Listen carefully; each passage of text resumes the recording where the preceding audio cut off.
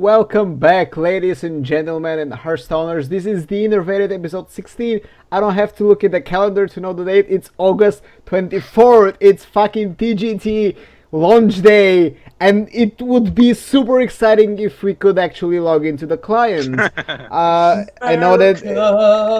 Fuck yeah. I know at least 2/3 of the show's hosts, or rather, the Europeans here, the smarter people, are finding it really, really hard to enter the actual fucking client, buy our packs, open the packs, be disappointed of our packs and the rest of the TGT set, and then continue to play Face Hunters and Patron Warriors on ladder. But as you can judge, there will be some whining at the start of the show. But before we go on to this, let me introduce my host, and this time I will start with Stefan because we forgot him last time because he had to break the TGT Brawl news. So Stefan, good evening, and what have you been doing since the last show? Well, I'm starting on university again, so that's kind of what's been taking my time. What are you going to study? Data computers, basically. Okay. Software. All right. I was about to say, if he was talking about analytics, then he's already in the right job for it.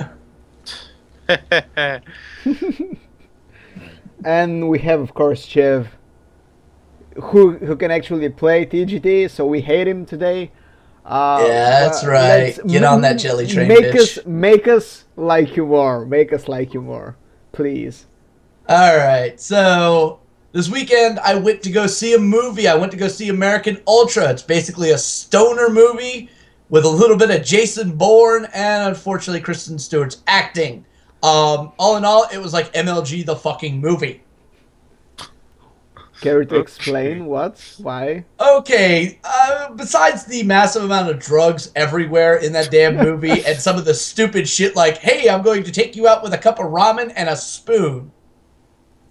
The whole movie had moments where, as I'm watching it, all I could hear is, oh, baby, a triple. And smoke weed every day. It was so funny. It was so funny. I guess if this was a European movie, it would be DreamHack the movie, because it's basically the same shit. The same thing, yeah. If you've been to DreamHack. But what was even funnier is, so we get to the movie theater a little bit early, because I love watching my trailers and all that.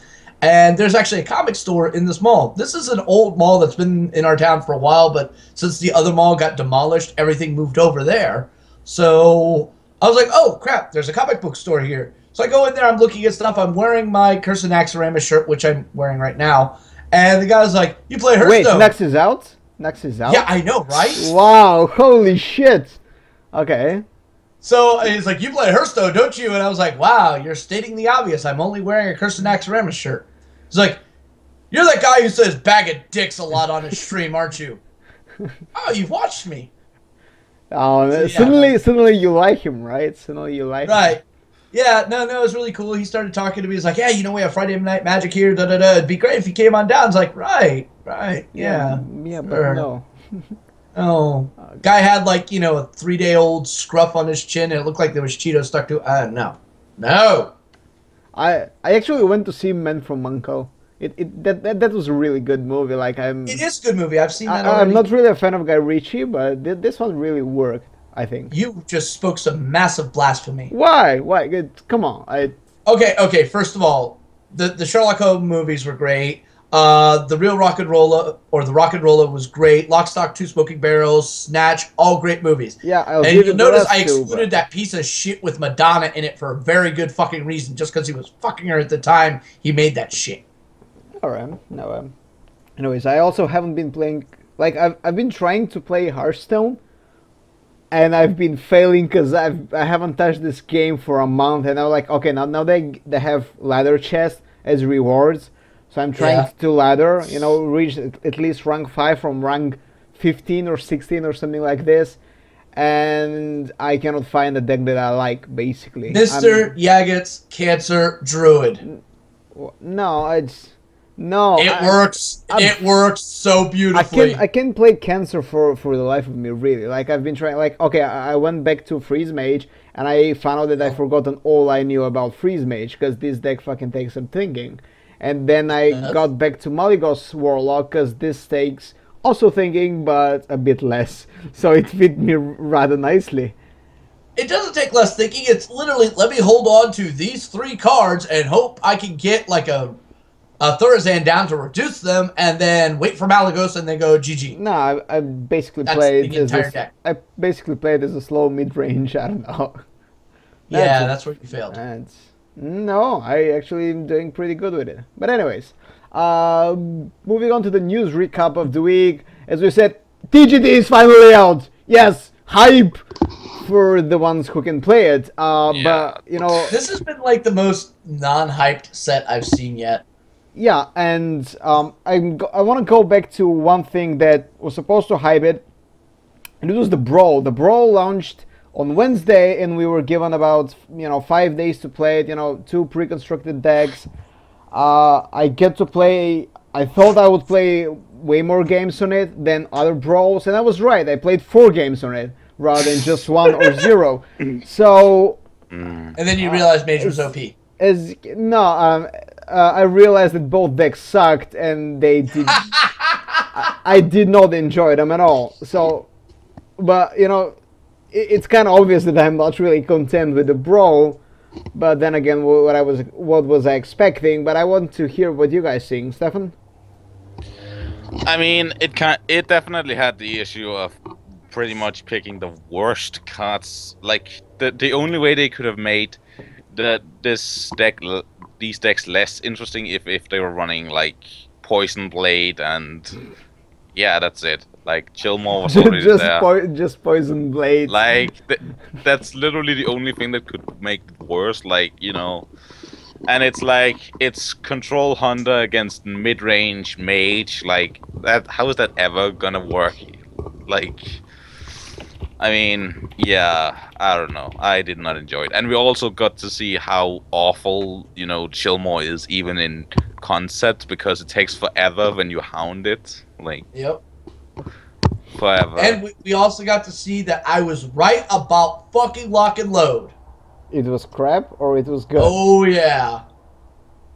I mean, like, okay, I know the variance on it is going to be whatever, but how many times did you totally not get the right card? I can honestly count in the 20 games of that Brawl. Yes, I played 20 games. When I had the Hunter, how often that Lock and Load was actually beneficial. I even got to do the double Lock and Load and play spells after it. And even still, getting a double tap off of everything I was doing, I still got nothing that helped me win. It just felt like it was there because, hey, you think you might have a chance, but the reality is it's just Ben Brode sitting in the corner pointing and laughing his head. Yeah. Exactly. I mean, the problem with Lock and Load here is it wasn't built as a Lock and Load deck. It had a lot of beefy minions to win the joust, and it didn't really feel like a deck with an idea. It didn't even win those jousts half the time. Yeah, I know. Because the opponent has Frost Giants. What are you gonna do? I can't tell you how many times, like, go for the joust, Frost Giant, Ronin, Frost Giant, Ronin, At that point, I was like, I'm done, guys. I'm out. Fucking everybody on the stream was like, Shiv, don't be salty. He's like, I'm not salty, but whoever designed these decks needs to have the living shit knocked out of them. But yeah, so again, Brawl, not really fun. They should have really brought on at least a couple of more pre-constructed decks, not just grind these Hunter and Mage decks all the time. But I guess we are asking too much because, well, I mean, here they had an opportunity to give a Shaman and Druid, probably the 2 biggest powerhouses coming in the set, and they gave us nothing. Like, yeah, Totem Shaman versus Beast Druid. Like, you could probably make that work. Yeah. It'd probably be that I would have played. Because come on, like, who isn't tired of getting steady shot at in the face? It's like Hunter is literally the most hated class in Hearthstone, and there you get to play it even on Brawl hype day. And this is something that bugged me really. Like I don't play Hunter not because I hate the guys that play Kens or whatever. I just don't like the class, and that's all fine. But like when you encounter it all the time on ladder, and then it gets fed to you in a Brawl. I mean the same with Mage. It's come on, like. Nobody plays fucking Shaman. Just give us a good Shaman. Gotta promote those alternate heroes, man. Yeah. Yeah, I that's guess. pretty much what it was. Like, haha, play with the alternate heroes, spend $10. Yeah, well, then they should have made a warrior that's not patron. That would be a novelty. Oh, wait. Magni, that isn't patron? Yeah, yeah. That's blasphemy right there. 'Cause Yeah. never You see realize that he's a shit. king of dwarves, right? Like, you know. You do realize he's also a fucking giant diamond. I'm just Well, gonna put that that's- out there. Yeah, and I know you guys build your decks to be very fit with the lore. I know this. You know, Patron Warrior is very lore-oriented deck. You only play it if you play Magni. Like Garrosh Patron, no. No chance. It just doesn't work. Guarantee nothing but like charge minions and range. Yeah, that should be the lore, man. Nobody Yeah. fucking plays like tank warrior, right? I mean, it's who's a tank warrior in World of Warcraft? What do we need for control warrior? I don't know. Some Tauren. I don't know. Stephanie's the lore master. Anyways, Yes. fuck.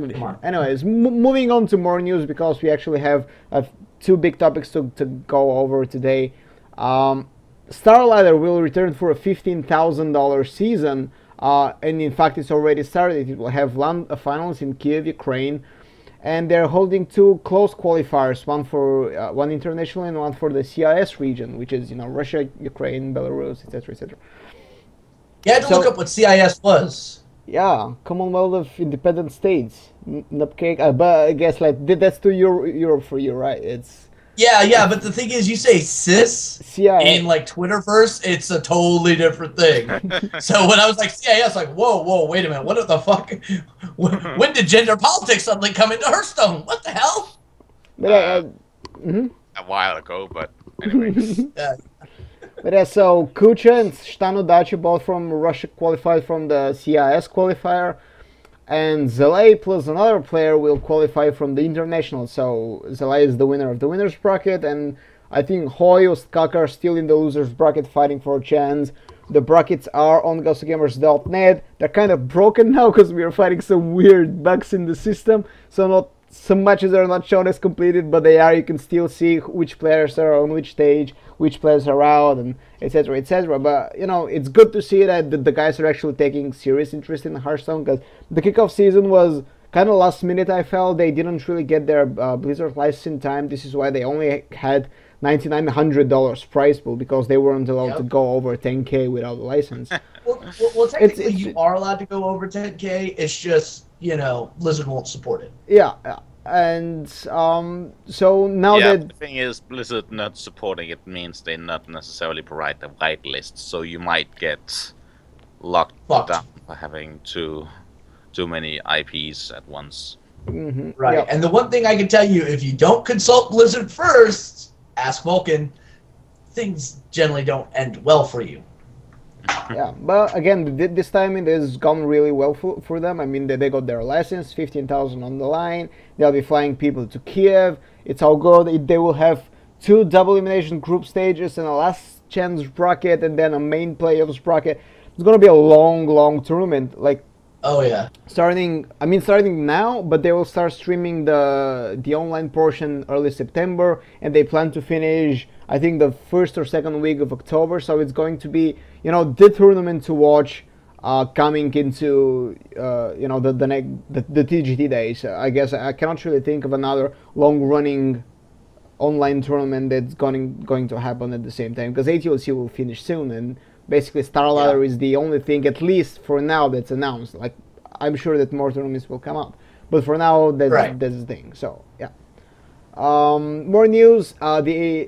Speaking of ATLC, the ATLC regular season is over. Cloud9 and Value Town took the top 2 spots. Then, a day later, a week later, Nihilum played Liquid at the Redemption bracket. Nihilum kind of won this very, very grueling 11-game series. So, and one interesting thing, if you ever want to see Life Coach misplay on Patron Warrior, go watch this series, because he did a lot of I was so shocked on that too. Thijs tweeted, "These games are unbearable to watch," as a teammate of Life Coach, and I cannot, agree more. Like, Life Coach is probably one of the most perfect players in Hearthstone, and seeing him handle, Patron Warrior just like a 15 ranker, it was strange. It was not his usual state, but Yeah. he kind of he had to play like 7 or 8 games in a row, cause 7 games in a row, cause RTU and TiCE both won the opening series. But in the end, Nihilum power through. They will be joining Carcom, Temple Storm, and Forsen Boys in the satellite double elimination bracket. It's gonna happen this week. We still don't know the pairings for this, unfortunately. And in the same ATLC news, Kibler won Master of Duels. So he is the Yu-Gi-Oh! Of... Yeah, I was about to say he's the fucking Yu-Gi-Oh! Hearthstone. I still remember like how they said that's the title Yuki got, and I'm like facepalming. King of Games, morons. Games. Thank you. It's King of Games. What are you Don't doing? ask me why, but I was actually watching like Yu-Gi-Oh! Earlier this week or last week. Okay, so yeah, that's thing. In Korea, Honbi won the OGN finals over Surrender. So unfortunately for KO All Stars, they won't have a repeat. I mean, a champion for a 3rd time in a row, and Surrender will not be defending his title. So Firebat remains the only player in Hearthstone to ever win back-to-back major lands. So that's good for him, I guess. World champion. He's the world champion, man. Oh Yeah. man, if he becomes the world champion again, Oh my god. oh, this will be brutal. This will be brutal. If he becomes world champion for the 2nd time, this is just going to be soul crushing to a lot of people. I would love to see it. I would love to see it. I'm a fan of so Fireball, and it will be a great story to write about. It's gonna be. I'm a fan of soul crushing, so yeah. I mean, we're all fans of soul crushing, so it's what gets us together. So. But yeah, staying on Archon topic, I guess it was a big weekend for them, and they really won a lot of money suddenly. Amazon ZLA played at the finals of the Gecko Brawl deck building challenge, and Amaz won 4-3. And you know the good thing about this particular tournament is that it didn't have the shitty obscure rules from last time, which was like the cards, text, and mana cost and stats had to have at least 2 factors of 15. You know, I graduated from fucking math high school, and I still had to think for about a minute about what they wanted to say with this. And like, okay, well, that's stupid. This time it was a simpler rule. All decks, all minions in a deck had to have the same keyword. That's it. So we saw a lot of Tone Druids, a lot of Death Rattle Hunters. I saw Divine Shield Paladins, Divine Shield Shamans, all that good stuff. Like, a lot of the decks made sense, so it wasn't really some, revolutionary deck building, I guess, because... We saw some Zoo with Battlecry as well. Yeah. I still like it. I mean, it's definitely a more, it's something I could have seen come from, Challenge Stone, which is the Sena deck building competition. So, yeah, I mean... And of course, you had to add Nostromo because what? It's because of the 15 thing, and Gecko is the 15-minute something that's something to do with their sluggo. I don't really know, and I don't really care. Goddamn lizard. But yeah, Nostromo, like it didn't really create any plays. I guess it's just the dragon that you never play or play as a bomb. But anyways, and finally, speaking of deck building stuff. Lord of the Arena will have its 4th edition at PAX. This time it's a bit smaller. It will only have 4 players, Ratsmar, Reynat, Hafo, and Kibler. And the prize is a global Twitch chat emote. Wow. So I'm not sure how excited I have to be about this. Probably not at all, because I mean, there were pretty much limited players that were actually present at PAX, I guess. So, it's not really that easy to get in. Is it me, or is anybody else rooting for Reynad just so we have, like the permanent forehead that you could use everywhere? Yes. I don't know. Just saying. I mean, we already got PJ Salt we could use everywhere. The only thing we're missing now is forehead. Done. Yeah. So this will be fun. They're not changing the rules too much. It's a single elimination, I think, right? Yeah, I think I read that. Yeah, it's single elimination, and they have to build 2 decks before each match. So it's not going to be as big of an event as the previous ones, obviously. At least the I think the second one was the most successful and proper one, I would say. Like the first one is a bit of an experiment, the second one was, a bit larger, and the third one was charity, so not really Hearthstone players, but rather esports and gaming personalities involved. So And now it's a closing event for PAX. I mean, I guess like Hearthstone and PAX have the special connection because that was where Blizzard announced Hearthstone for the first time, and it's kind of the biggest. Right. It's to this day the biggest thing that's ever been announced at PAX. So I guess they like it. yeah, Well, remember, PAX in many ways is almost like the DreamHack for the United States. Like there's PAX all over the country that they have at different ones, and Hearthstone is announced at one specific one all the time. And if I'm not mistaken, this one's taking place at PAX Prime, which is in Seattle. yes. Okay. Yeah. Which is actually one place that Hearthstone's never really announced much at all. So that's a Well, little interesting. From what I looked at the schedule, not an awful lot of stuff get announced at Prime, but No, Yeah, which it's is kind of usually- funny considering it's Prime. Yeah, it's usually PAX East. I mean, that's the connection between Hearthstone and PAX, I guess, there. But I mean, it's an awkward season. Like it's everything announced at E3. Like nobody has anything to talk about. Like, Oh god, yeah.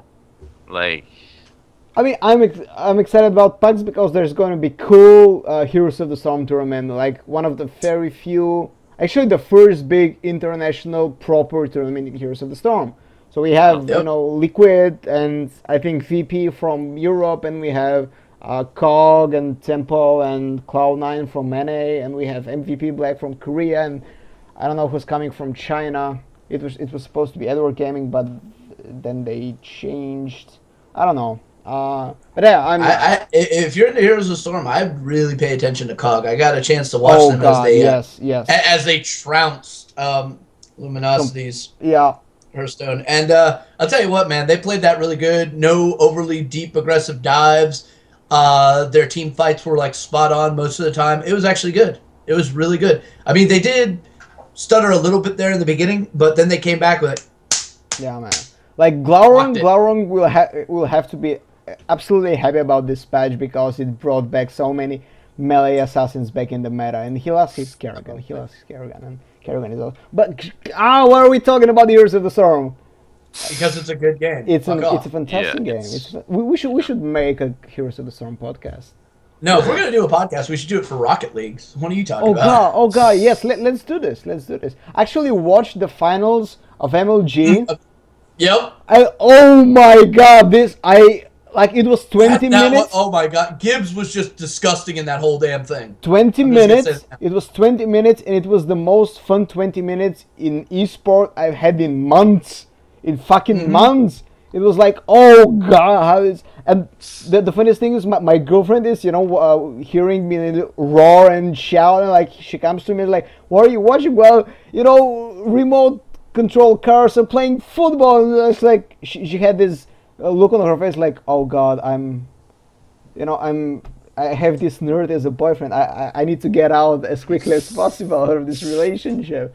Like, Don't worry, a buff Italian will come by and take her away. It's like, what? And I'm surprised because as if she didn't know I'm a nerd. I mean, yeah. Did she not get it from the posters behind your head? Yeah, I'm probably she didn't yet, and not from all my gaming T-shirts and stuff with DreamHack with autographs of StarCraft players on them. She might not have picked on those, but now I think she's fully aware that I'm not the alpha of my city, I guess. Well, at least she knows you won't cheat on her. Yeah. No, I don't go out. How can I cheat on her? Exactly. It's perfect.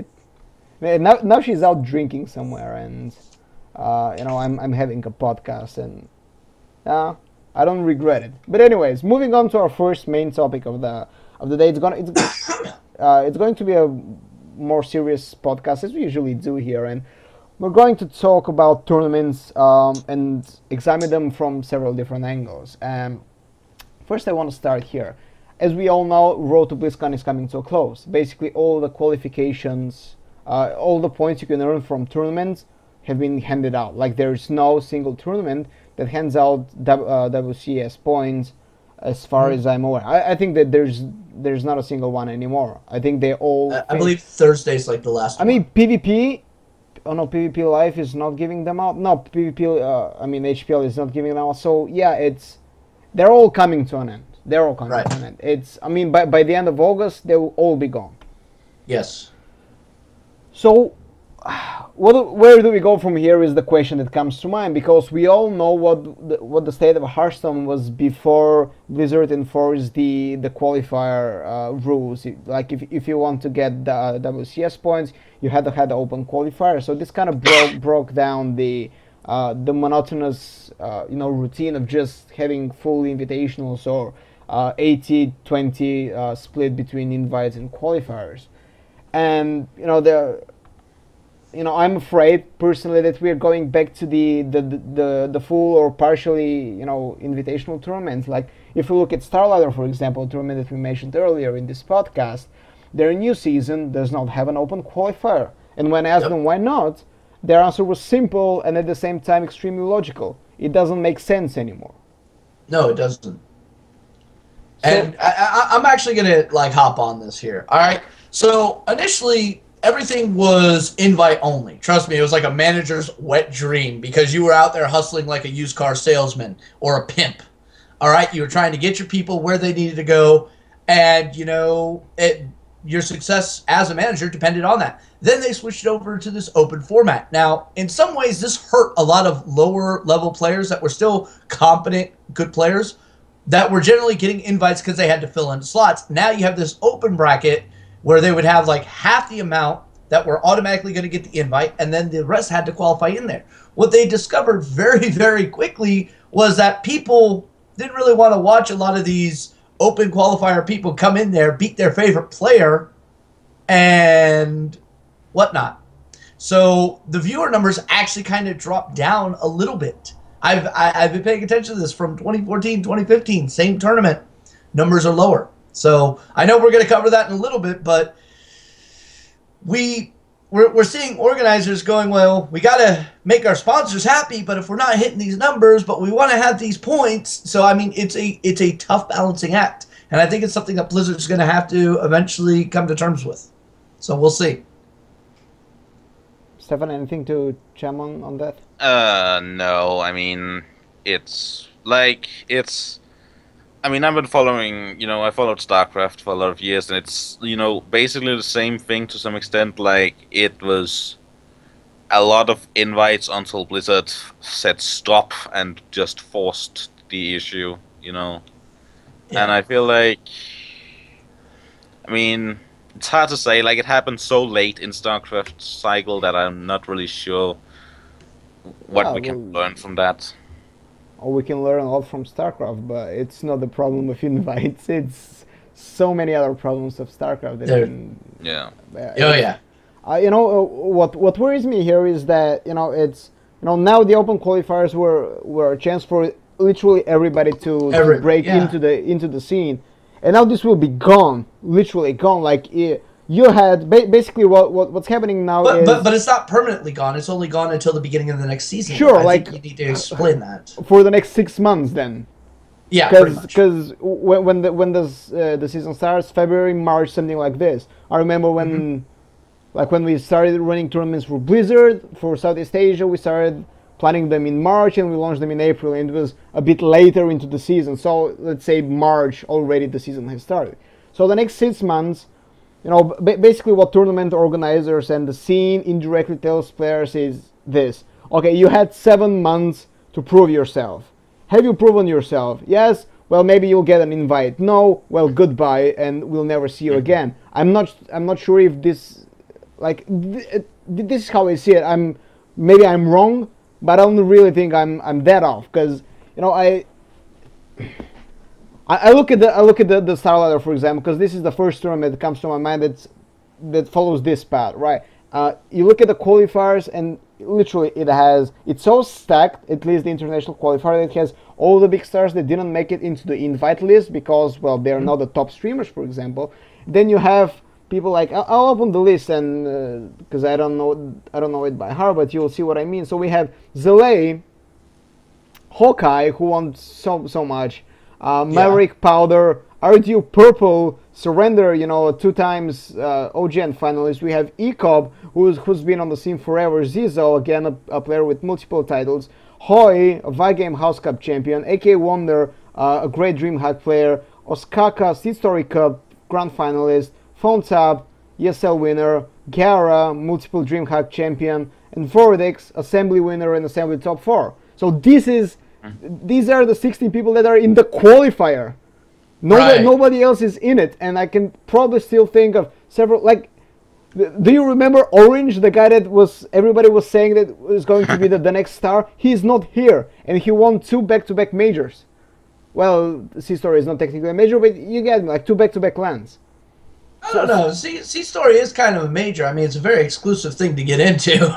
Yeah, sure, but no WCS points, nothing like that. So, you know, not really considering get a major, but again. But I guarantee you it'll still get more viewership than DreamHack Valencia. I mean, this fucking podcast gets more viewers than DreamHack Valencia. DreamHack Valencia.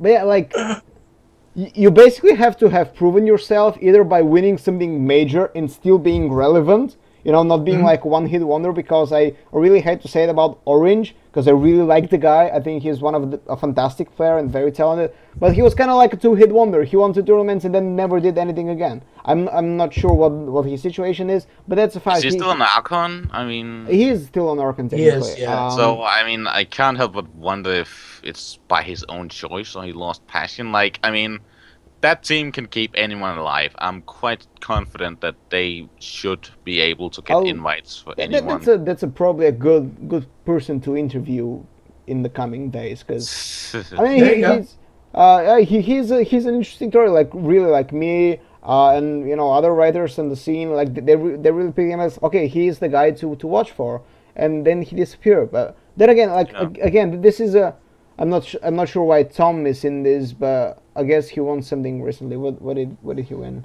Oh, he won Gfinity. Sorry, yeah. So not to say. Yeah, so he won Gfinity. Again, you know, recent champions or players who have kept their form. Everybody else who maybe won a qualifier here and there or went to an event, like guys like Inderen, we mentioned, you know, Hoy, they're not in this. So basically, that's the situation. You be good, be consistent, or, you know, be gone.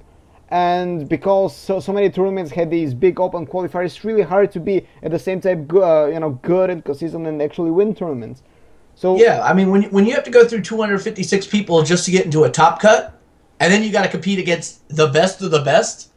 I mean, you may be like one of the greatest Hearthstone players in the world, but let's be honest, variance and statistical probability will strike. And the one thing we know is RNG plus esports equals great drama on Twitch. So, yeah, you can fall victim to that quite a bit. And I don't know. Part of that, I think, is probably what's kind of been holding him down a little bit. Yeah. Because I've seen some really great players who I know are phenomenal players just get shreked by horrible openings, horrible everything. Not misplays, not horrible misplays, just horrible openings. Yeah. And then you see some players who have the most ungodly opening hands every single time. Life coach, with the exception of that patron deck. And you're just like, wow, why do I never get this? You know, it's Hearthstone. It's just how that happens. It's kind of sad, but it's just how it happens. Yeah. Still on the topic, like, do you feel that this is a fair way to go now that the road to BlizzCon is over, that we go back to close qualifiers or no qualifiers? Like, for example, the big tournament organizers will always be the leading people in this industry, right? They will set the tone for the online tournaments to follow, the small tournaments to follow. So the question I want to shoot you guys is, should they continue having these open qualifiers, you know, given a chance for everybody, even though WCS points are no longer on the line?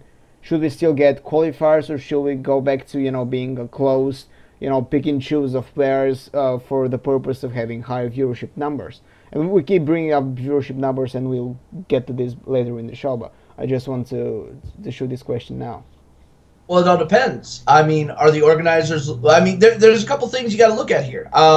Whenever you put on an event, all right, that's going to have a cash prize pool, you have to get in bed with certain things, i.e. sponsors. Sponsors have certain demands that they want to hit, certain goals, certain expectations. And as an organizer, it is your job to try to meet that, because unhappy sponsors means they're not coming back.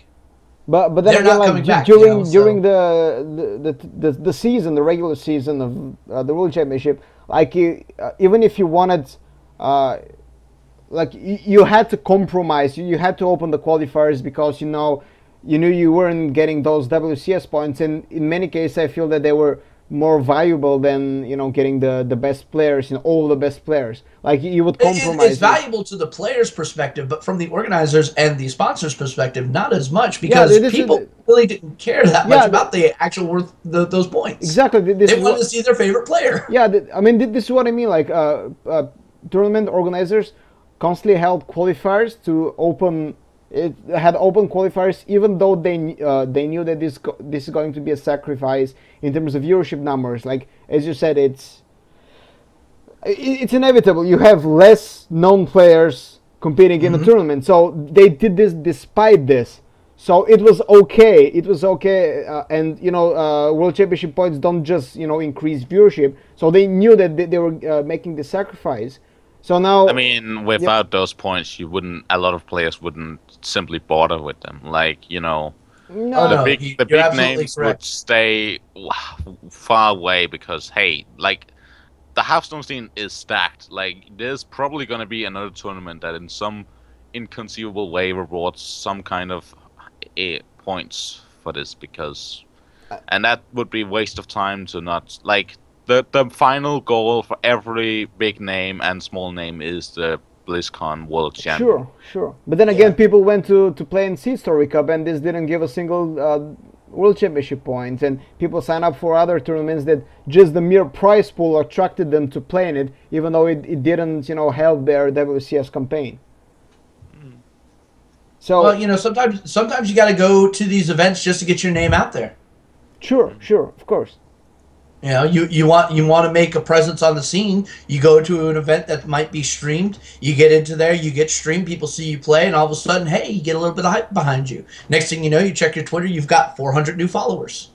It's kind of how that works. It never happens to me. Probably should win a tournament. I should win a tournament. You should probably play in a tournament. Yeah. I mean, I guess you start by playing. But But I'd also like to point out that organizers have been playing it very safe in a lot of this. We've not seen any, with the exception of Challenge Zone, we've seen the same damn fucking game over and over and over and over and over and over and over again. Oh look, it's Conquest format. Wow. Yeah. Oh look, wow, yay! Somebody's gonna go up 2, and then somebody's gonna come back 2, and then it's gonna be a coin flip at the end.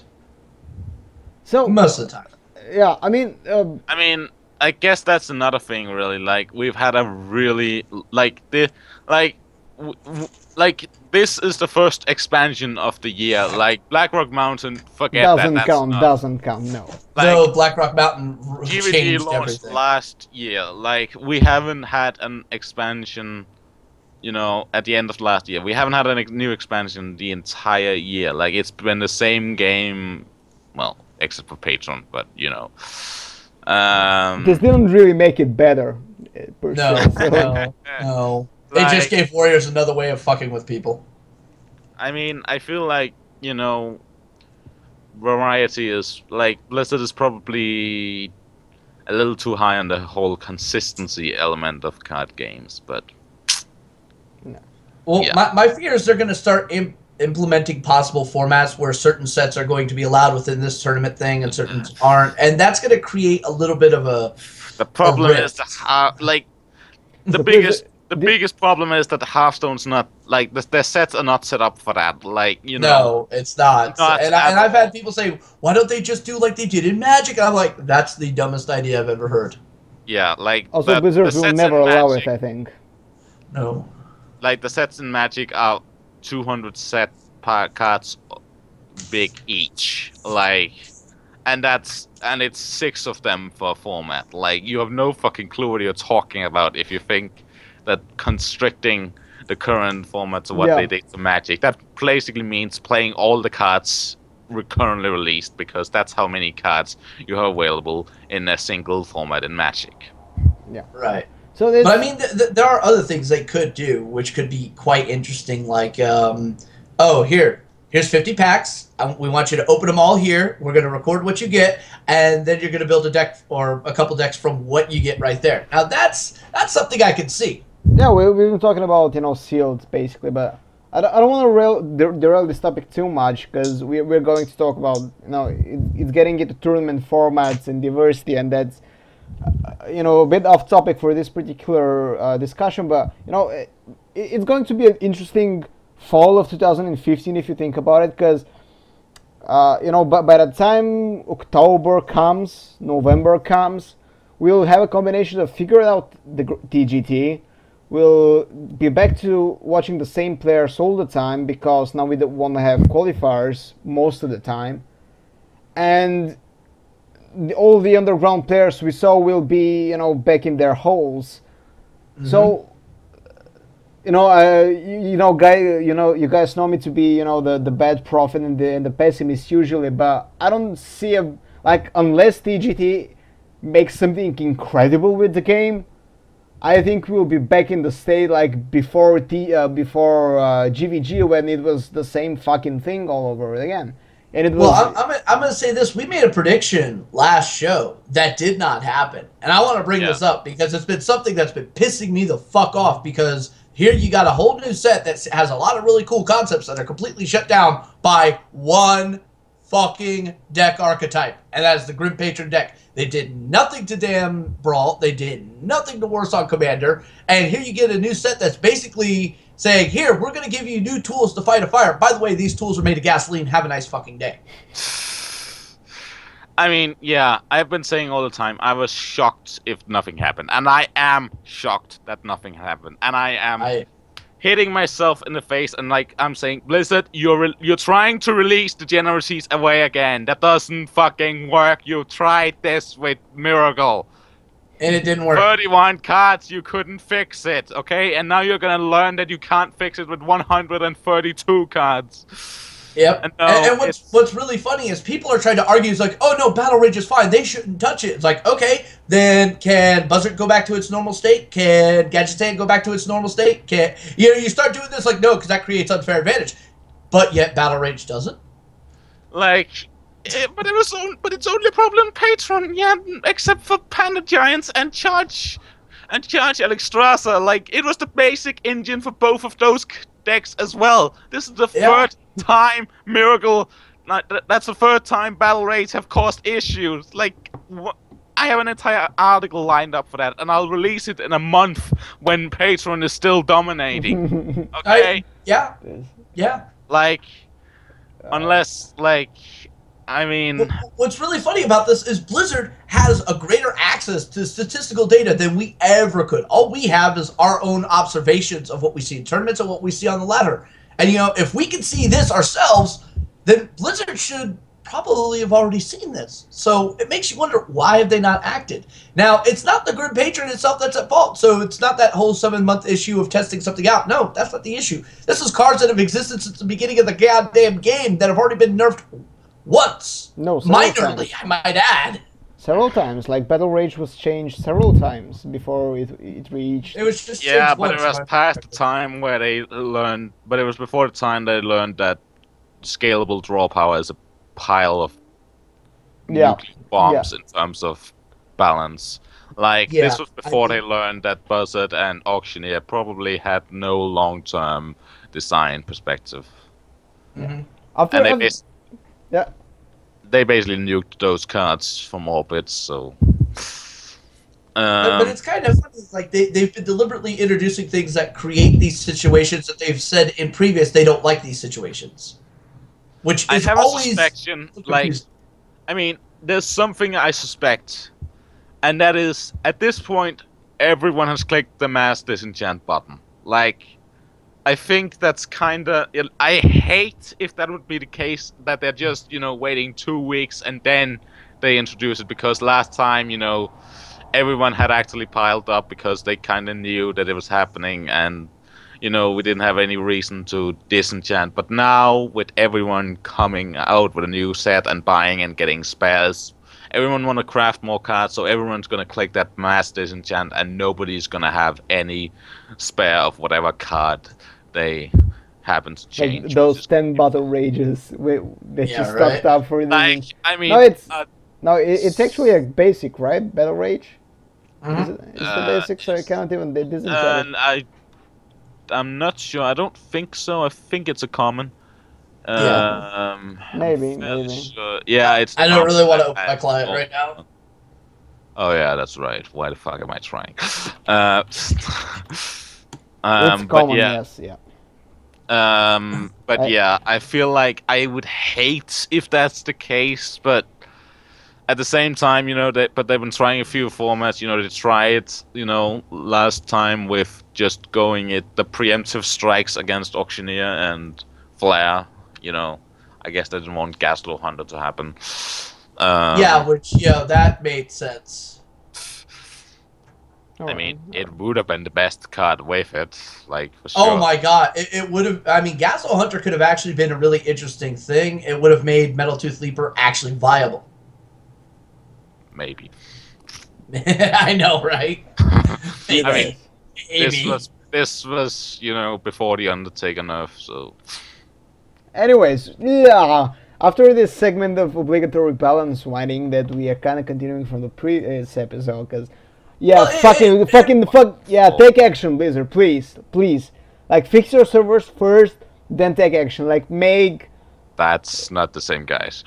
Yeah, I don't care whose guys it. Like, it's get together and fix these things. So, I want to again go back to the main topic somehow, if that's okay. There's a topic. There's a topic. Like, there's a Google Doc we are looking at and try to follow. It never works because we have to derail about Rocket League and Heroes of the Storm and balance winding, but. Hey, I have to fill content. Yeah, of course. I mean, how many minutes we are streaming? Like 50 minutes, yeah, and just enough time. Like we should schedule it better. Like, okay, here we have 15 minutes of off topic where we bitch about. Here's where Shiv derails for half an hour. Here's where Rada derails for 20 minutes. Here's the 15 minutes of content. Here's the Patreon derail. Here's the Patreon derail for an hour and a half. So to close the previous topic and kind of segue to the next, do you guys think that the 2015 season accomplished what it set out to do? Promote lesser known faces, bring out these unknown names into the limelight, and make these stories unique. Because I could argue that some players did rise to fame, I guess. I mean, I'm looking at this list and I can't help but feel that nothing of it is carried by. Like, most of those names I don't really see in tournaments anymore. Like, there's Hori, and I feel like the only reason why he's seeing used is because he somehow, inexplicably through his results, managed to bust our system and is somehow still 7th in player ranking despite he's our doing best good. effort. Despite our best Hold effort. on now. Now, there's two names in here that catch my eye. First of all, let list the names because the viewers that don't have. Okay. Because I've listed we have PhoneTap, Hoy, Cypher, Orange, Silent Storm, and Hawkeye as some of the examples of players who weren't really necessarily known in 2014, and then came out in 2015 thanks to partial qualifiers and maybe not World Championship qualifiers, but they came from open tournaments in one way or another. ESL Legend Series. Yeah. Okay, so I'm gonna talk about PhoneTap and I'm gonna talk about Cypher of course here. I know both of them. I talk to them quite often. All right, so PhoneTap broke out ESL Series, and you look at the point wise. For the longest time, he was the highest point person in the NA. True. And then you compare his points over to the Korean side, and you're like, wow, you are like a scrub. But then, like Cypher, here's somebody that was kind of known here and there, ended up doing very well in a lot of tournaments, and really started increasing his value. So, I mean, yeah, the open system definitely has opened up the door for some new potential top-level players in there, and it's giving some exposure to them, and I think it's a really good thing, and it's healthy for the community, but at the same time, is this what the community actually wants to see? Is this what the sponsors want to have? And number-wise, it's actually looking no, and that's kind of sad.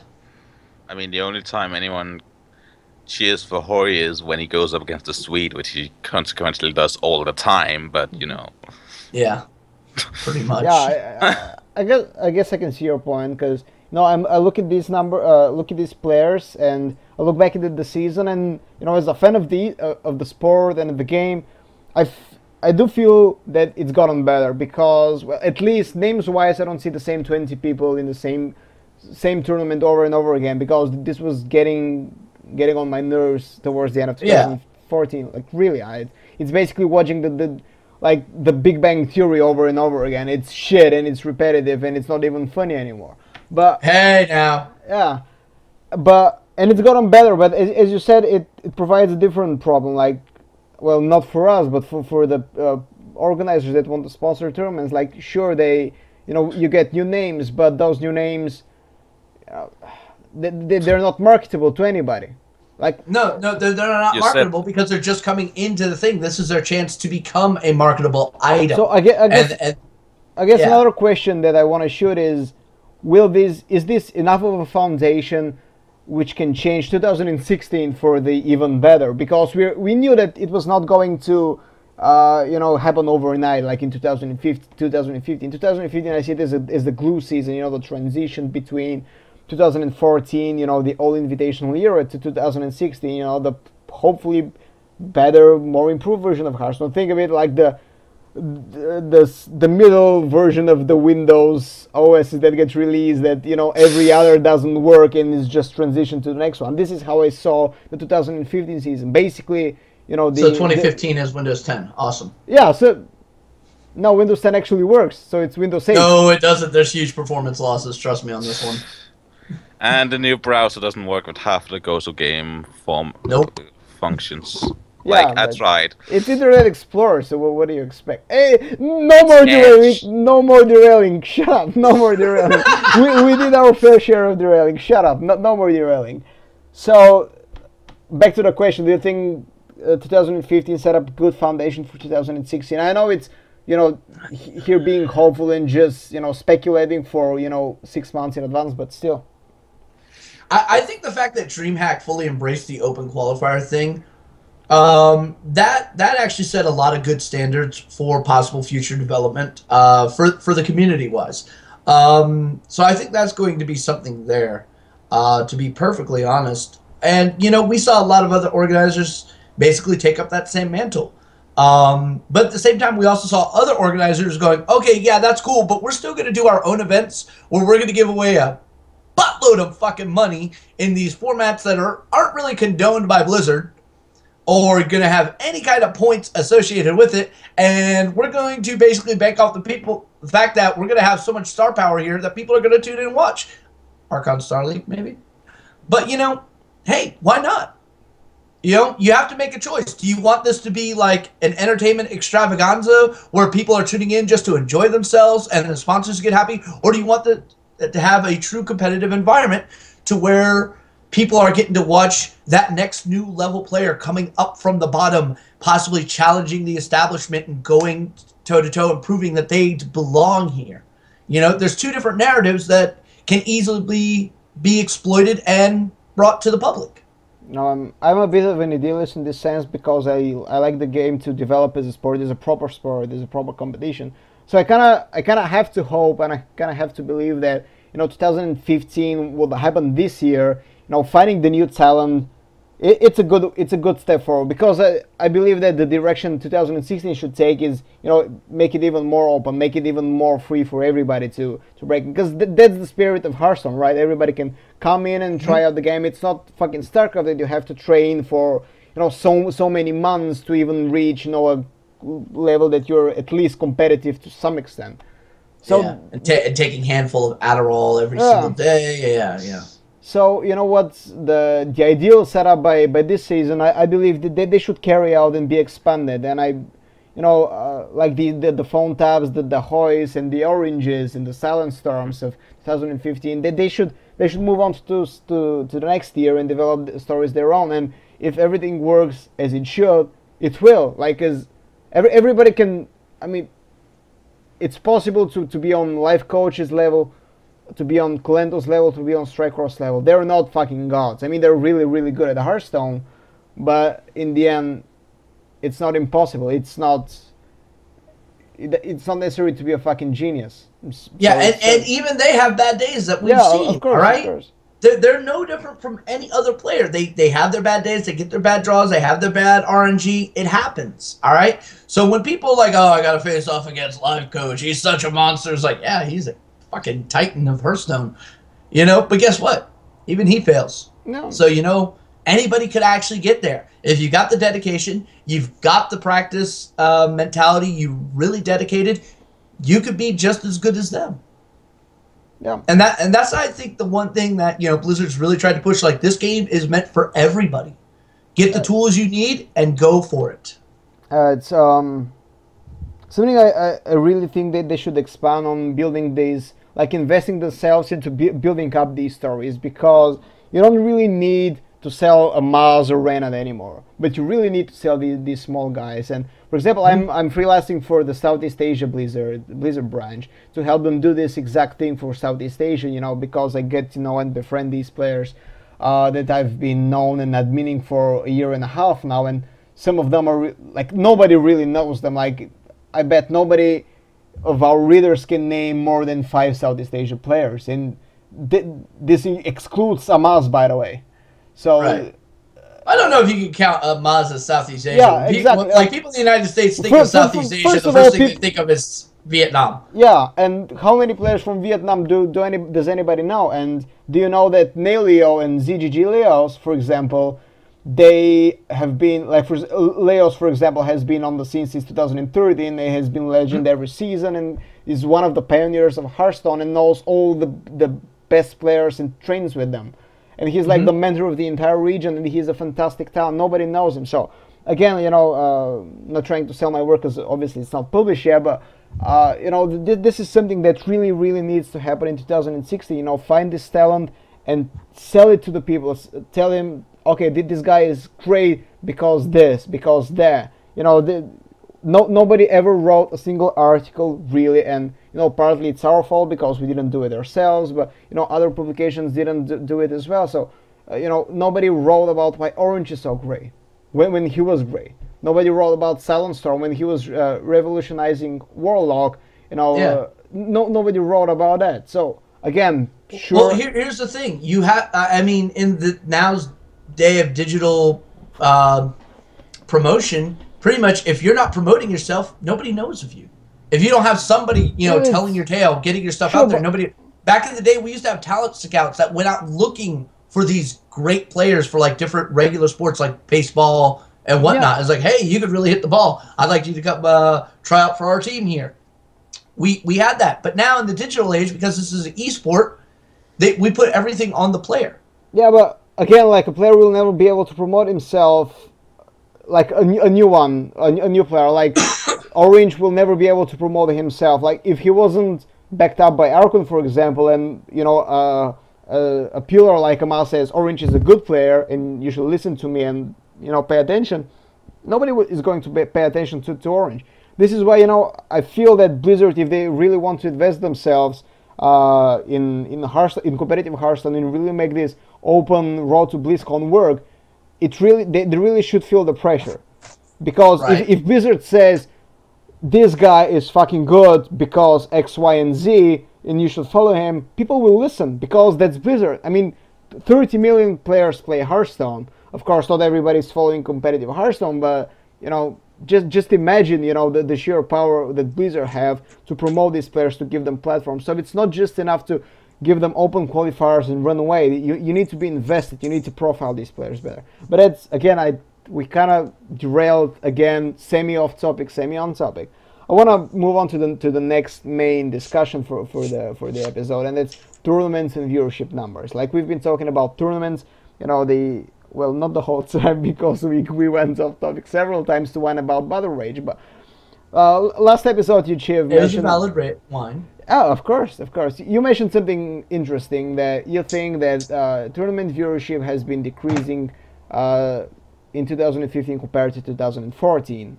Now, I know that it's really hard to get numbers. I will be bringing up some numbers later in the show, Right. but it's 2015 only. I couldn't find any 2014 numbers.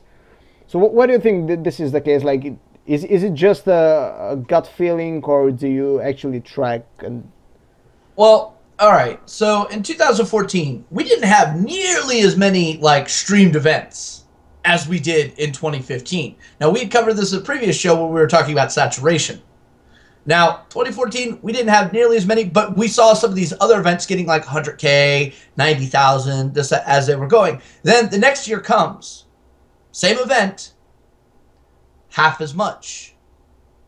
We're tuning in. So this made me really start wondering, is it because of the saturation? Is it because we just have so many tournaments out there that, here we go? Or are people starting to like maybe lose their appeal of watching these guys play?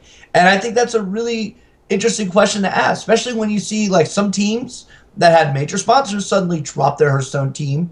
Some sponsors basically realized maybe they overinvested in some things and kind of had to scale back. Not naming names, but we all know who. So it's kind of an interesting thing. And I noticed, like I bring up DreamHack Valencia as like the lol joke of viewership. And it was a lol joke of viewership. It was pretty sad that the official one that was all in Spanish had less viewers than the one that was in French. yeah.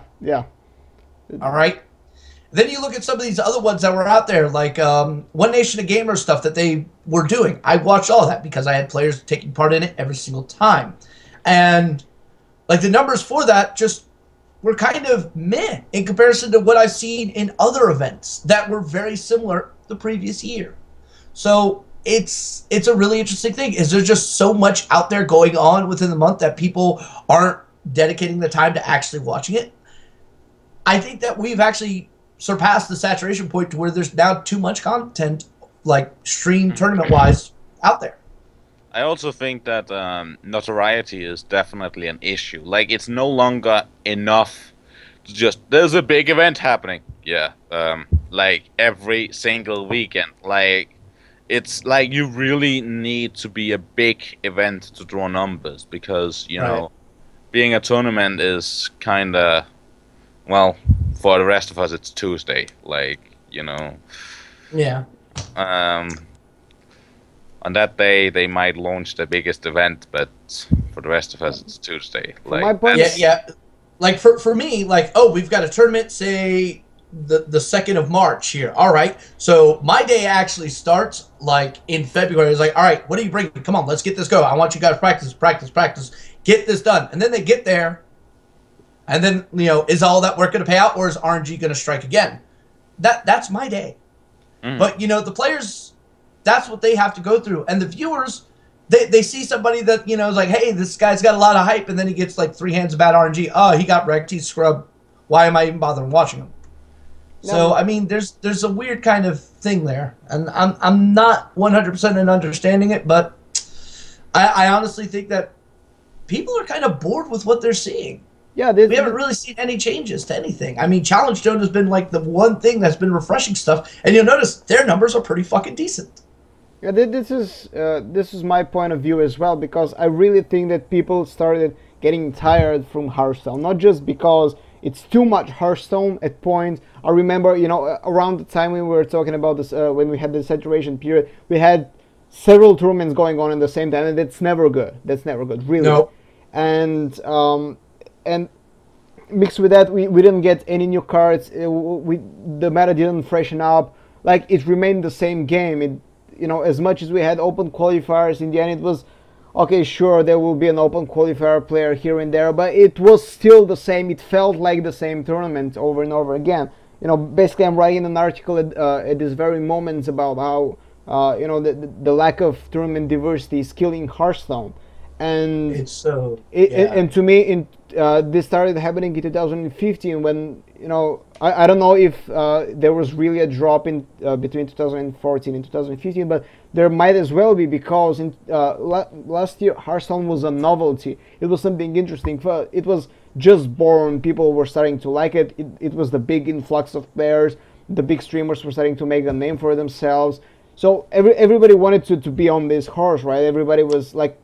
experimenting with formats. The big organizers came in like ESL, DreamHack, etc., etc. We had all these cool tournaments. Now, sure, we had a lot of cool tournaments 2015, but so few of them are really unique, really that I want to tune in and watch. And when I think about serious competition, not just like Challenge Stone, right? Because Challenge Stone is supposed to be different. It's supposed to be not constructed. I can only think of House Cup, of Game House Cup, honestly, and this is because they have the big bump phase that makes it also interesting to watch. That's I mean, sure, and DreamHack, but everybody's watching DreamHack because it's DreamHack. But even when DreamHack, but I'm an American, and even I watch DreamHack. Come on now. But even when a big other LAN event is on stream, like Assembly or ESL, I don't feel as hyped as I was in 2015. Sure, I'm not representative of the entire Hearthstone population, but this is how I feel, and I'm pretty sure a lot of people feel like me too. How much do you think production value is a thing? Because I want to say something. Like, if you've seen an event, you've kind of seen most of them. Like, it's an overlay. It's two casters from their own home, and it's and like in 2014 we had tournaments with ludicrous production, like ESPN Fight Nights. And and they went bankrupt. Yes, but like also let's talk about Fight Night, or not Fight Night, Battle of the Best. They were always playing around with new stuff with their stuff. Like, the moment Dr. Boom came in, they're like, oh, Dr. Boom can, like, everything just went wild on the screen. And it was a wonky little thing. I mean, they had fun with it. You got to have fun with your production. You got to make it interesting. You got to like appeal to the viewership, or you don't have a viewership. And that's kind of the issue, because like, I can see the ones with great production, Via Game, DreamHack, That's it. Yeah, I mean that's fucking it, man. Like, and then Seat Story to some degree. Seat Story definitely, because there were some great moments in Seat Story. Yeah, but again, like, I'm a big fan of Take since the StarCraft days, and I love Seat Story. I love Seat Story. But I would prefer House Cup any day, because it has this extra layer of stuff happening, like in the actual tournament. Because Seat Story, in the end of the day, Conquest Best of 5. So I've seen this so many times. I don't want to see it anymore. Really, like, sure, I will get to watch players, goof around the the player area and fun things happen. But I've seen this as well. I've watched Home Story Cups in StarCraft since they are invented. I've been to 2 or 3. So it's, again, I'm not representative of the entire population, but I just need the novelty factor in me that's to keep me glued, and it's my fucking job. So it's imagine. Well, let's just be glad they haven't gone the shameless route of having scantily clad women in bathing suits, announcing rounds and escorting Frodan out on the. Oh wait. Yeah. Never mind. But anyways, speaking of numbers, you feel like that they've dropped, and again, we cannot really prove the difference between 2014 and 2015, but we can actually, I've gathered some stats for 2015 between January and July. So these stats are gathered from goldportent.com, and they are from the post of one Brett Farrow, aka Incarnate. So a huge shout out to this guy. He makes a great post. He tracks viewership numbers for streamers, for tournaments. I actually didn't know that he was tracking all streams for Hearthstone until I saw some links to Google Docs on the bottom of the articles. Oh wow, NVIDIA actually has a French event in May. What the hell? So this is what we do. Like, I wanted to bring stats and graphs to this show and kind of try something different, because it's something that interests me. I want to look at trends. So I went and gathered stats from tournaments and from individual streamers. So, we gathered the top 10 of each category. So I initially wanted to do top 20, but interesting thing, in some months you cannot really find even 15 tournament streams. That's how bad things were. And I will bring up some graphs now, and we're going to start with the tournament stream. So tournament stream numbers and average viewership. So what you want to see in a growing esport is that the average viewership grows, right? This is what you want to see. This is like, of course, there will be fluctuations, highs and lows during the seasons, like the big tournaments. But you always want to see an upward trend over some period of time. And I'll bring up the first graph here, and this is average viewership for top 10 streams between January and July. So you'll see two graphs here. You guys see it, right? I mean, yeah, you guys in Skype, like you probably have it open. So you will see two lines. Like the blue line is like the total numbers of all those top 10 streams for each month, and the red line is the average. So the average of the average, kind of.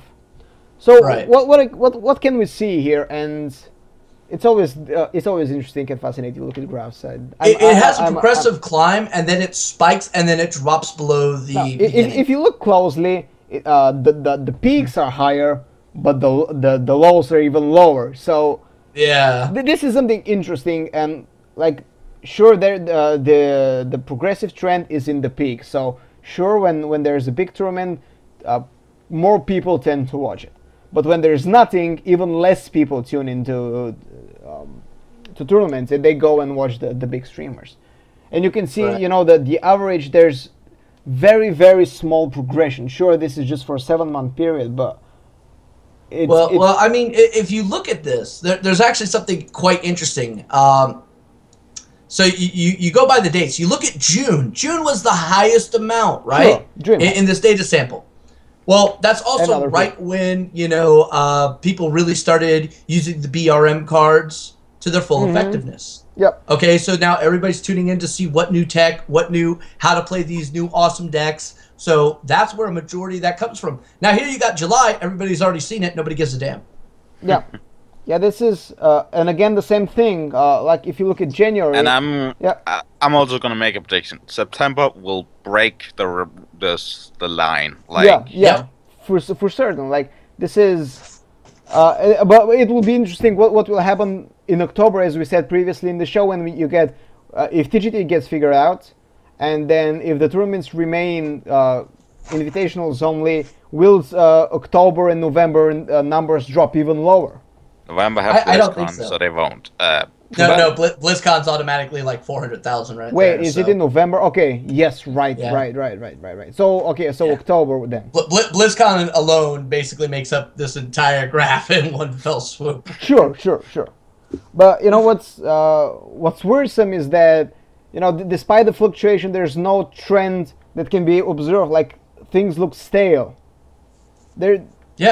It's you don't see, Well, I mean, that depends really. There's nothing to observe because there's nothing.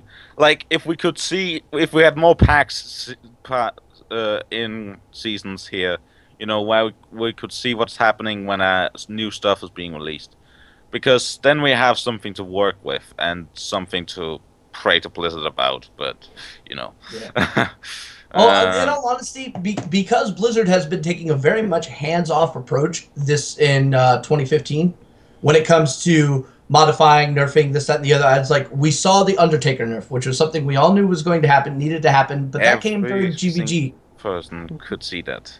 Yeah, it was clear as day. A lot of other things we didn't actually foresee, but they kind of did make some sense. Flare. But in 2015... Strike. Yeah, it was a preemptive strike. But in 2015, what have they nerfed? What have they really balanced? What have they really done? Anything? Nothing. All right? You go back the previous year, there were a lot of different things that they tweaked here and there. And you go back previous to that, there were a lot of things they tweaked there. So it changed the meta every single time that they got their hands into it. Thus, the meta was always changing and had something new coming in about every 4 months. Now... They're like hands off. It's like, let players figure it the fuck out. Yeah, this is my problem, because really Hearthstone has grown a lot in the player, in terms of players, and you should see, like, even though esports is niche, you should see a rise in interest in tournaments, right? Because sure, like 1 million players come in, not all of them will want to watch competitive Hearthstone, but some of them will. So the number always gets higher. It shouldn't get lower, right? No, Or it shouldn't yeah, it shouldn't that's stay exactly the right. same. And from the past 7 months, sure, it's not that much data, and sure, this excludes kind of tournaments that are played on personal streams, so it's skewed. Right. It's kind of difficult to make sense of it unless you dig really really deep or have connections to Twitch. We cannot really dig it into for like 3 hours before. Or you have the your show. own personal Jarvis to do all the work Yeah, for you. so it's not there isn't a big rise or any rise in terms of average viewerships. But I'm gonna bring another graph because first of all, this is kind of worrisome because it shows that the game is not fresh. It's not kept fresh because you can see the peaks. You can see the peaks like in April. Blackrock Mountain starts to roll out. Was it? Yeah. April. Yeah. Yeah, and there's a peak because people are interested in the new content. In June, BlackRock Mountain is fully out already. People are having all the cards, lots of competition. We had, Well, May was like DreamHack. the figuring out month, and then here comes Yeah. June, and it was like bam. and we had some of the biggest tournaments. Mm-hmm. Again, peaks there, but May nothing, March nothing, January was the month right before GVG, nothing. I mean, I've said it. Like, I mean, people say that a too fast release rate is bad for Hearthstone. They have no fucking clue what they're Yeah. saying. Like, This kind of proves it. Hearthstone is the slowest updating TCG in the world. Like, Yeah. that kind of like okay. Magic is 3 per year. You know that. Yeah, but each of those are like 3 times the size of the biggest Hearthstone expansions we have. Like, Yeah, our Hearthstone expansions are like Fallen Empire, Magic the Gathering. and that's yeah, kind of take you back in the day there. like even Yu-Gi-Oh, which runs the exact same business principle of we let you play with everything except the cards that we don't want you to play with. Like Yeah, it runs which they the exact- banned quite a few. Yeah, and they do it more often than they used to. But anyway, like the point is, like even they release at a much faster rate than Hearthstone does. And I get that there's more in the design process. They need voice acting, they need animations. It's Yeah, but it's not like they have a production where they actually have to go and print these things out, this and the other. I mean, a lot of that manufacturing process is completely a moot point for Blizzard. So they could, in all honesty, give us more content. But then here comes the thing. You start putting out more content, the game becomes less, free to play, and you have to invest more in it to stay competitive. And then you hit that weird desalinization point where people just go like, well, I'm already late to the game. Why even bother now? Blah, blah, blah. I'm done. That's like, I mean, I was considering an article about those options because Blizzard have options for solving that. Like, it is a science how, like every TCG it is a science on how to catch new players up. And let's face it, this is Blizzard we're talking about. They have forgotten more about catching players up than most game companies will ever have to learn. Like, you would think the company that's had so many people subscribe to the same damn game for fucking a decade plus would know how to retain players. Oh wait, I just saw the latest file numbers. Never mind. Well, they did, but it's another. I want to bring another graph because this is kind of a told its story that we need a fresh game because when the game is fresh, the numbers are good. When the game is not fresh, numbers are terrible. They're actually declining. So, and I think they're hoping that TGT will actually offer some new freshness, but unfortunately, you still got the same plaguing issues in the game that are going to continue to plague and actually make this new shit absolutely not all that spectacular. Okay, bringing up another graphic that's actually the peak viewership for top 10 tournament streams. Again, the same criteria applies. They are exclusively tournament streams and not tournament on player streams because we cannot really diversify between tournament and regular stream. But there's actually an upward stream here. This is something interesting. And when we talk about peak viewership, there's actual growth. Like, it's kind of sucked because you cannot really explain these graphics to the people who will who will listen us on iTunes or on their phones. So you should really watch the YouTube video if you want to see the graphs. But we can see that For example, the total, like the sum of peaks for top 10 streams per month, it starts low in January, higher in February, higher in March, even higher in April, small dip in May, then again rise in June, and now again a big drop in July, but still an overall upward trend. And if you look at the averages, it's a wobbly line, but still it's rising. So the peak, so the peak viewership of tournaments is overall increasing. And again, in certain months like March and June, for obvious reasons we mentioned them. And in these months, tournament streams were actually held the top 3 or 4 positions for highest peak, like literally pushing down players, streamers like Maz, Reynat, or even Creep, or even Trump. So, and this is rather easily explainable because these are the periods where streamers stop streaming and they start traveling to major events, and this is actually the reason why these numbers are boosted. If you think about it, it's not because tournaments become more interesting, become more novel, become more intriguing, but because the players are going there, and they're being carried by several names. And I'm gonna bring the third graphic because these are very related. I'm gonna bring up the average viewership of streamers, of personal streamers. By the way, I'm just gonna say this: I love your girlfriend. You love my girlfriend? You obviously are not reading chat. Platonically, right? I have to put out some graphs. I'll look in chat later. Is she talking about boobs again? Yes, she is. Well, she has them and they're nice, so I guess she is allowed. So I'll bring up average viewership for the top 10 individual streamers, and you can actually see a connection between those two graphs. And in case you're on iPhone listening this, I'm sorry you cannot see it. Go watch the video. But in the gist of it is, average viewership for the individual streamers are rising constantly. It's a steady upwards line, and this directly correlates to the previous graph we showed about peak viewership for tournaments, because the one graph shows that streamers are getting more and more popular. So when these streamers happen to play at the time in a tournament, this is where you get the peak numbers, and this is why peaks for tournaments are rising, because the the streamers, the individuals, are becoming more popular. And right. You can look you cannot really see the average of the streamers, and kind of difficult stats to explain, but on the graph it's not really visible that it's rising, but it is, because between February and July it can the top 10 average has risen from 12k to almost 16k. So in only 6 months. So again, this brings us to a whole different question.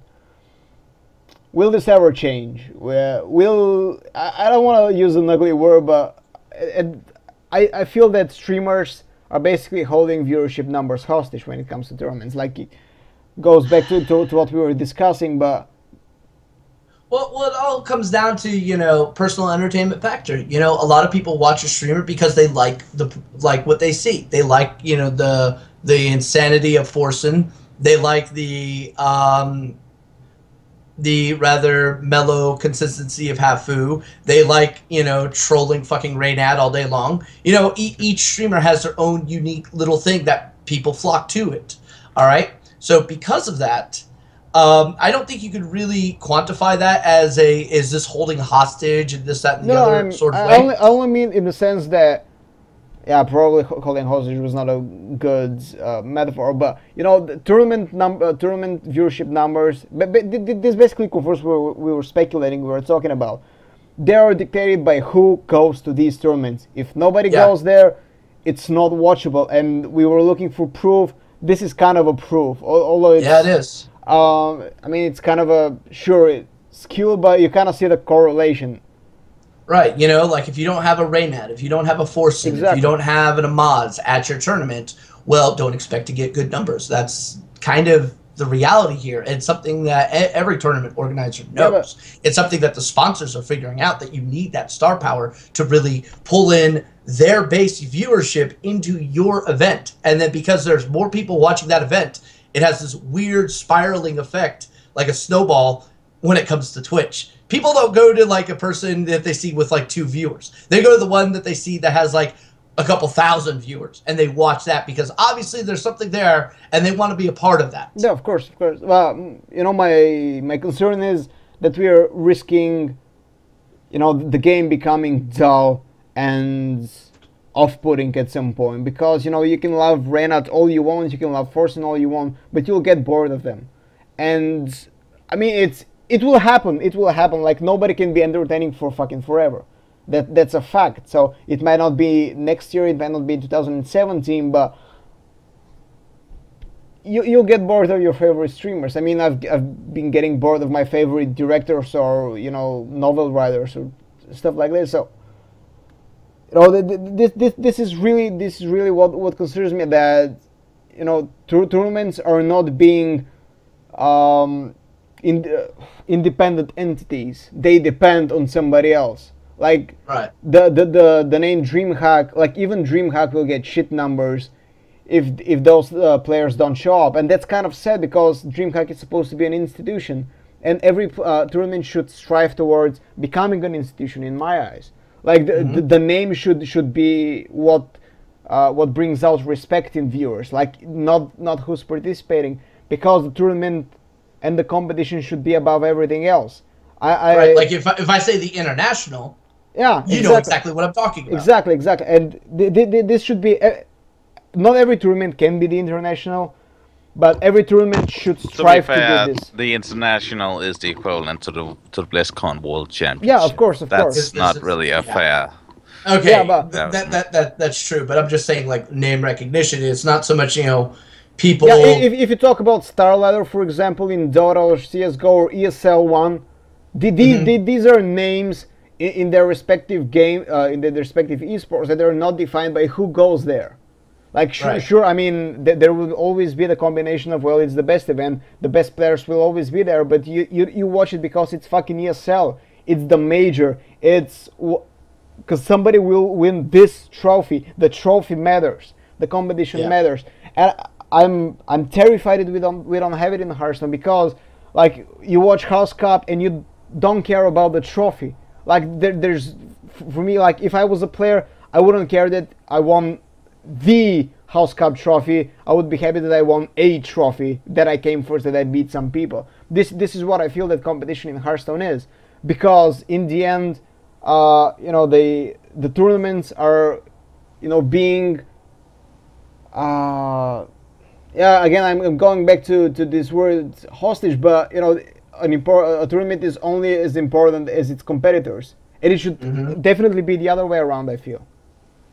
No, you're absolutely right. Absolutely right. But the problem is, you know, this is starting to become a business, and when it comes down to it, numbers matter. Sure, but, like, I don't know, man. It's of course numbers matter, but there should be another way to make numbers. There should be another way to make numbers. Like, it's. But well, I mean, your girlfriend's already offered a really great option here. Well, boobs? Yeah. Hell yeah. Oh god. I know that's childish, it's misogynistic, chauvinistic, whatever. But let's be honest, people are just who they are. I mean, yeah. I don't know. Like, production value is silly expensive, so.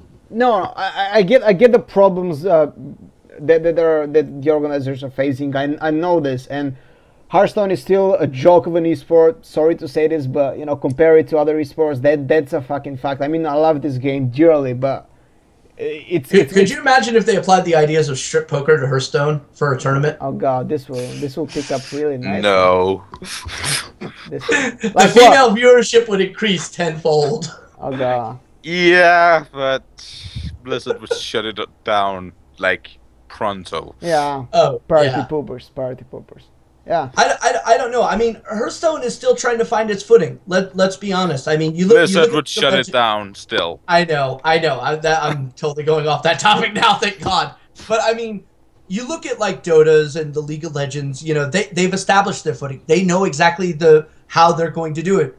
Well, Blizzard's not really taking that active role in this. As a matter of fact, they're letting other people do that for them. And, well, there's no uniformity in it whatsoever. It's a good day when organizers actually talk to each other and figure out when they're going to have their event so there's no conflicts. That used to not happen. Now it does, thank God. But it's still got to find its footing, and it's still got to strike that very interesting balance between what's good for competition and what's good for the sponsors. Yeah, I guess. I mean, of course, that's the case. I'm just saying that tournaments should really start thinking more about how can I become important as an entity, as a name, instead of just, I need to please sponsors, so I'll get the Reynat and the Amas. Like, don't get me wrong, I don't hate these streamers. I don't want to see them jobless or not being involved in Hearthstone, but, you know, I'm a esports journalist. Esports and competition is what's sacred for me. I want this to grow because, as I said, 2 years into the future, Amas will no longer be competing. Probably. I mean, I doubt that. Forsen might no longer be competing. Reynat might no longer be competing, and then you will have these. You will have to. Reynat could drop out, and just as long as he keeps Tempo Storm going, he'll be fine. Sure, of course. But again, what I'm saying is that the scene is changing. Names, new names appear, old names fall off. Like, you shouldn't be have viewership numbers be dictated by players, and not you. Like, you should be in charge. You should strive to be the one who makes it important. And not I agree. But, I mean, there's a lot of factors in there, and production value is one of them. And, well, the more production value you have, the more expensive it is. Yeah, I mean, the biggest, outside of DreamHack was a 17-hour phone ad by the name of HTC Recharge. Oh, my God, yes. Like, I mean, that's one way of pleasing sponsors. That overlay, holy shit. I was waiting to see like a Mountain Dew and some Doritos on that shit. I don't even want to comment it. God, this was. I mean, that's I mean, let's just be honest here. Like, did you see the original announcement on Team Liquid? Like, that thing had notoriety. Like, they don't put MP4 videos in all their threads. Like, they. Yeah. That's not something that happens every single time. I mean, yes, they recycled the Hearthstone trailer, but whatever, they probably have. Everybody does that now, so. Yes, even. Interestingly enough, shortly after that tournament, my girlfriend was getting a new smartphone. She asked me, "Oh, what should I get?" And out of my mouth just came HTC. I don't know why. I know nothing about smartphones, but I just said HTC. You've been brainwashed, so HTC did a good job with this fucking overlay. Yep, there you go. Alright, so we've been podcasting for an hour and a half, and I think we've said everything we wanted to say, I guess. Not sure where this discussion about viewership numbers is ending, except my final words. If you guys wanna chime in something extra about all the we need graphs, something fresh. We need something fresh, new, and fucking nerf patron. Okay, this is coming up in a month if Blizzard hasn't done it yet. Actually, it's coming up even if Blizzard does. So, okay. Any shoutouts from you guys, like final words, except nerf patron and fuck Blizzard development team? I didn't say fuck Blizzard development team. Okay. I do that on Twitter enough already. Actually, shortly after the show, I'm going to be streaming. I'm going to be opening 90 fucking packs. Well, lucky you, because we can't even log into Hearthstone right now. Emergency maintenance like a bitch. Wait a minute. What's that song? How's it go? Oh, yeah. America, fuck yeah. I have very little fingers, so this is why I'm showing it too. Like, I can merge them together and make one big middle finger. Hey, you know what? I know how much you pay for internet, so I don't want to fucking hear it. Fuck you, yeah, okay, America. Okay. Fair point. Stefan, any last words from you? Shoutouts? Nah. Nah. Nope. I have no connections in esports, so. Come on, you know us, so you know everybody. Yeah, by extension. When I worked long enough to have them on Skype, I might say something else, but yeah. For now. Well, hey guys, since you guys can't get into the Hearthstone client, you want to come and watch me do this, man? I'll have you on the stream. Fuck I'll share screen. You can watch it. Come on. No, this is not a pity thing. I actually want you there. Have your commentary. Okay, we can do that. Okay. Yeah. Okay. I mean, how long does it take to open 90 fucking packs? We can tell how shit you are for actually having access to the client. But this. Hey, don't be jelly, bitch. Yeah, I'm gonna be jelly. Just remember, your girl has nice boobs. Yeah, she does. She does. Yeah, there you go. So, anyways, this was the show for today, guys. Follow us at Sumadin, at the Chief One, at Gigi Nidra on Twitter. We tweet a lot about Hearthstone, and well, I've been tweeting a lot about hitting TGT launch day, and started tweeting a lot about the Heroes, because Heroes is a really nice game. It's a really interesting competition. So you might, if you follow me, you will find out why Cloud9 triple specialist lineups will never work. I mean, you will probably find this out anywhere, because it's a triple specialist. Apparently, Murky plus Abathur isn't really a thing. So I've seen it once. yeah, What do you mean? You can just I saw it in Hero double League. puff bump. Yeah. Anyways, again, thank you for joining us. See you in 1 week. Again on Monday, 9 p.m. East, Central European, or 3 p.m. Eastern. And until then, well, try to log into TGT. Tell us what packs you've opened, what legendaries you've opened. I'm hoping to get at least 10 legendaries from my 20 packs. So that's my minimum. This is what I'm shooting for. I want a golden something and several more golden somethings and a few normal legendaries. I'm gonna laugh. He's gonna literally open it and it's just gonna be a black portrait there, and it's just gonna say something. Something. It's gonna be like a 0 for 0 something gold. No, well, it's golden in. That's a unique card. Nobody else has it. But anyways, yeah. Thank you for joining us, guys, and see you next